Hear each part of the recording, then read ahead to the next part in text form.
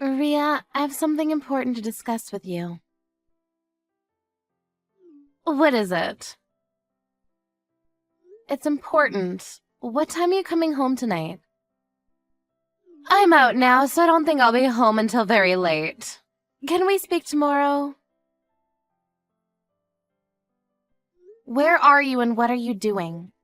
I'd like you to come home as soon as possible so that we can talk. It's really important that we talk tonight. But I told you I'm out. Can't this wait? Or better yet, can you speak to Kevin about it? By the way, are you at the house right now? I am. I'll be waiting for you at my parents' house. I want you to come home as soon as possible. Where's Kevin today? He's still at work and hasn't come home yet. Where are you now? Do I have to tell you that? I don't think that's something that I need to share with you. Where you go is not my business, but if it's not that important, I'd like you to prioritize family today. I'd like you to come home right away. What's going on? If it's so urgent, can't you just tell me now? Fine, I'll ask you over chat. What did you do with my father's bank book? Huh? What bank book are you talking about? You know what I'm talking about, right? The fact that you're lying about it means that you're guilty. I was shocked to find out what you did, and used all of his money without asking for permission. I have no idea what you're talking about. You're being ludicrous. Can you ask Kevin about it? Don't involve Kevin. We know that you did it on your own. If you're not going to confess, we could just report it to the police. Is that a threat? Why are you making such a big deal about a lost bank book? Your father has gone senile and he probably lost his bank book. I'm sure of it. I'm sure he's not even looking for it. My father is not senile and he also suspects that you took his bank book from him. You don't know that he's senile because you don't live with him. He's very forgetful these days. The issue is not whether my father is forgetful or not. We found the missing bank book in your room. What? Well, if you found it, what's the problem? The room also belongs to Kevin. I'm not the only one that uses that room. How could you go into our room without permission? That's an invasion of privacy. You're the one committing a crime here, not me. You don't seem to get it. My father called me to say that his bank book was missing, and then I spoke to Kevin about it. So you already spoke to Kevin then? If you already got in touch with him, why get in touch with me too? Kevin gave me permission to go into your room. Well, I certainly didn't give you permission to go through my stuff. And I found the missing bank book in one of the drawers. You took the bank book that had the most money in it. And I saw that you had taken all the money out. What did you do with the money? Why are you asking me? I don't know. I'm sure that your father used the money for something and forgot about it. Either way, this has nothing to do with me. I see. If that's how you're going to play it. My father is clearly in distress because of what you did to him. You used up all the money that he had saved for his post-retirement. How many times do I have to tell you? It wasn't me! Don't blame me. You don't have any proof. You need to calm down. I think you're the one that needs to calm down. The way you write your chats isn't a style that is used by most people in their 30s. You need to grow up a little. My friends tell me that I sound young for my age.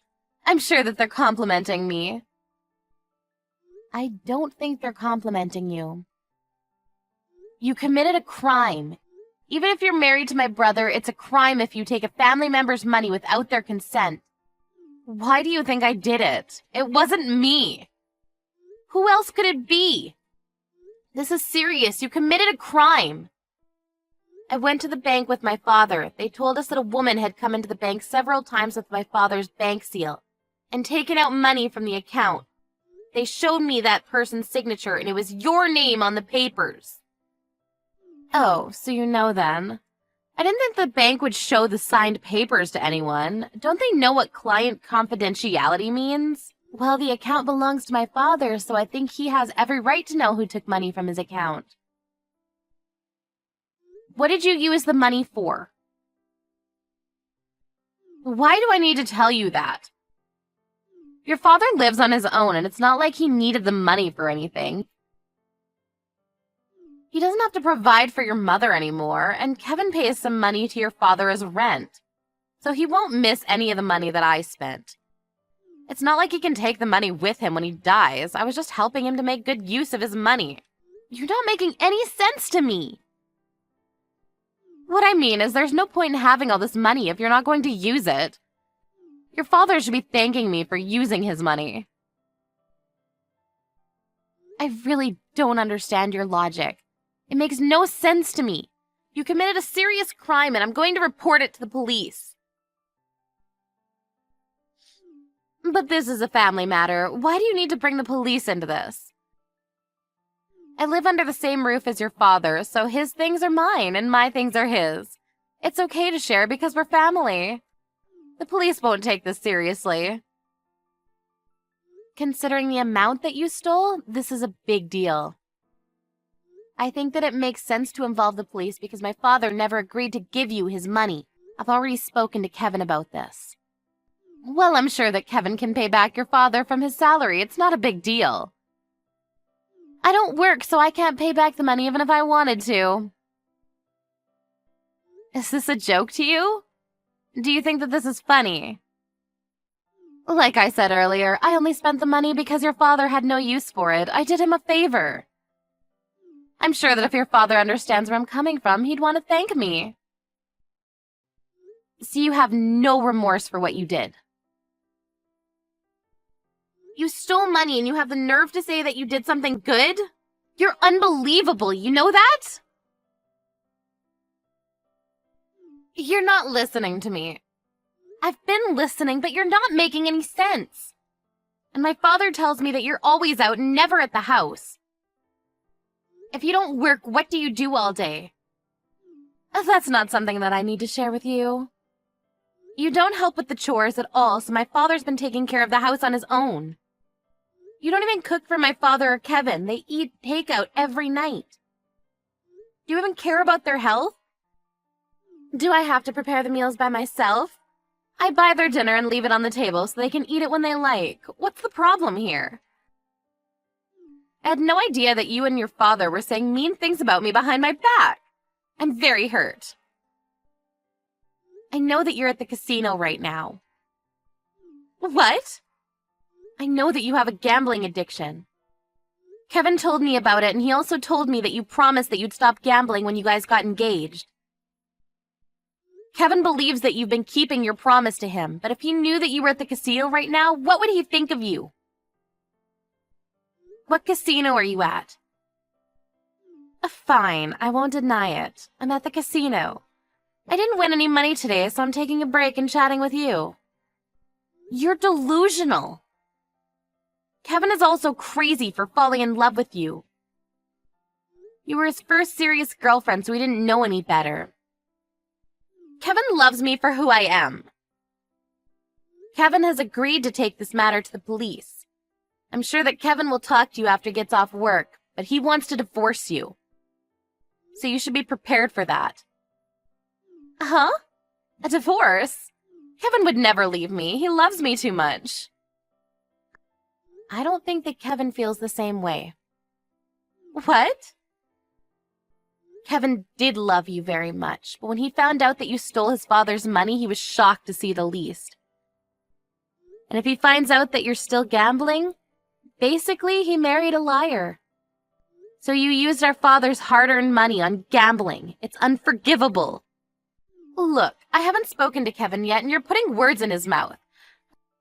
I'm going to clear the air with Kevin when I see him later. You can say what you want, but I won't believe a word that comes out of your mouth. Right back at you. Yeah, whatever. You can make up all the excuses that you want, but I won't believe a word that you say to me. The only thing I ask is that you return the money that you stole and that you move out of the house. I never want to see your face again. I live there. You can't kick me out of my own house. We can't let you back into the house. You might steal something. I'm going to stay with my father and Kevin tonight, so if you want to try to come home, I won't let you in. Why don't you sleep outside, you ungrateful bitch?